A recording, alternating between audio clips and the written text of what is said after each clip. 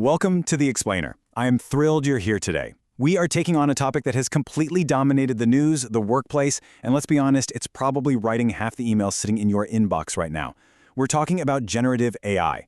Our goal today is simple. We're going to strip away the technical jargon, look straight at the facts, and build a rock-solid understanding of what this technology actually is, how it works, and most importantly, why it matters to you.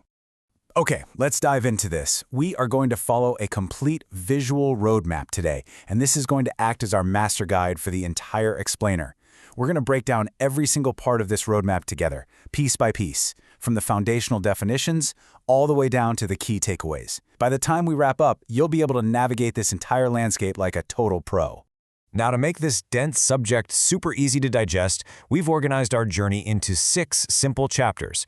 First up, what is generative AI? Then, how does it work? Next, we'll look at what it can make, real-world uses and examples, the benefits and risks, and finally, Chapter 6, the human element.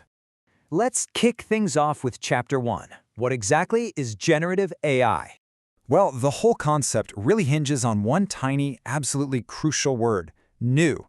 Gen AI isn't just a fancy search engine looking for things that already exist. No way. It is an engine of creation. It's a type of artificial intelligence designed to generate entirely original content. We're talking written articles, digital art, voiceovers, video, or even software code. And it manages to do this based on the vast amounts of existing data it has already learned from. To really get it, you kind of have to see where it fits into the bigger picture. Think of this whole thing like a set of nesting dolls. The biggest, outermost doll? That's artificial intelligence, the broad concept of machines doing tasks that normally require human intelligence. You pop that open, and inside you have machine learning, where AI learns patterns from data to make predictions. Open that one, and you find deep learning, which uses these super complex neural networks. And finally, right at the very center, the core nesting doll is generative AI. It's this specific, highly advanced creative layer that takes all that deep learning and uses it to make brand new stuff. And this brilliantly illustrates the fundamental shift we're experiencing right now. Traditional AI? It's largely analytical. It's basically a highly advanced calculator. You feed it data, and it analyzes it, sorts it, or finds a pattern. But generative AI is like an artist. It doesn't just crunch the numbers, it uses what it knows about the world to imagine. It can paint a breathtaking picture, write a compelling story, compose a song. It moves seamlessly from cold analysis to vivid creative imagination. Which brings us to Chapter 2. How does it actually work? It all happens in 5 logical steps. So let's say you want to teach an AI about dogs. Step 1 is data collection, gathering millions of dog photos. Step 2 is training. This is where the model meticulously studies all that data. Then in Step 3, learning representations, it starts building a fundamental knowledge of those patterns. It learns what a snout or a paw actually looks like. Then we hit the magic moment. Step 4, generate. You give it a prompt, like, I don't know, a dog riding a skateboard, and it uses all that built-up knowledge to create a brand new image for you from scratch. Finally, Step 5 is refine. This is the crucial step where you review the output, tweak your prompt, and improve the result, which actually helps the model learn even more through your feedback. All right, Chapter 3. What can it make? Well, the output completely depends on the type of brain or model you're actually using. If you want text, like an article or a quick summary, you'd use large language models or LLMs, like ChatGPT or Claude. If you're looking for images like art or illustrations, use diffusion models like DALL-E or Midjourney. These actually generate images by turning random noise into high-quality pictures, which is wild. Need music or voiceovers? You turn to audio models like Suno. Want short film clips or animations? Video models like Runway are your go-to. And if you're a programmer and you need software scripts, code models like GitHub Copilot can literally write and fix code for you.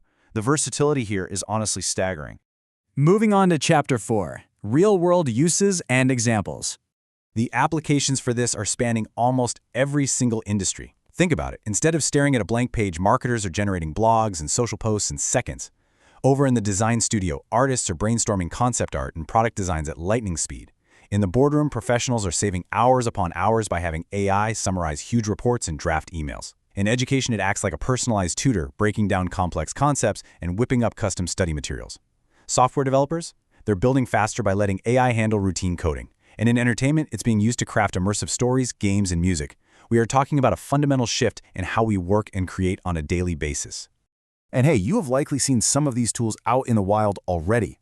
You've got ChatGPT for writing and brainstorming, DALL-E and Midjourney for incredible visual art, GitHub Copilot coding right alongside developers, Suno generating original music, Runway for video editing, and Claude acting as the super smart assistant for complex tasks. Listen, these aren't just abstract concepts sitting in a research lab. These are consumer-ready tools available on your smartphone or browser right this very second. Next up, Chapter 5, the benefits and risks. So the crucial point is really understanding this balance. The benefits? Massive. Gen AI dramatically saves time, it increases productivity, it boosts our ability to generate totally new ideas, and it automates all those boring, repetitive tasks we hate doing. Plus, it makes advanced tech accessible to everyone. But we have to be real here. The risks are just as significant. These models can suffer from something called hallucinations, which is when they confidently present totally incorrect or misleading information as absolute fact.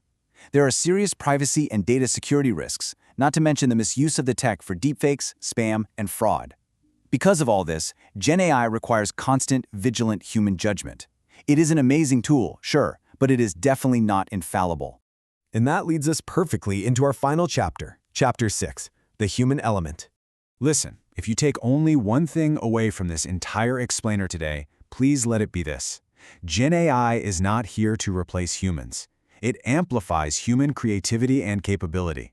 The absolute best results happen when humans and AI work together. Think of it this way. You are the director, and the AI is your incredibly capable assistant. It desperately needs your prompts, your lived human experience, and your creative taste to produce anything of true value. When you use it responsibly, it literally becomes a superpower that extends your own natural abilities. So, we've unpacked the roadmap. We know the difference between the calculator of the past and the artist of today. We understand the mechanics, these specific tools, the massive benefits, and the very real risks. The technology is here, and it's waiting for your instructions. Knowing it's an artist and not just a calculator, how will you use Gen AI to amplify your own creativity today? Thank you so much for learning with me today, and I'll catch you in the next explainer.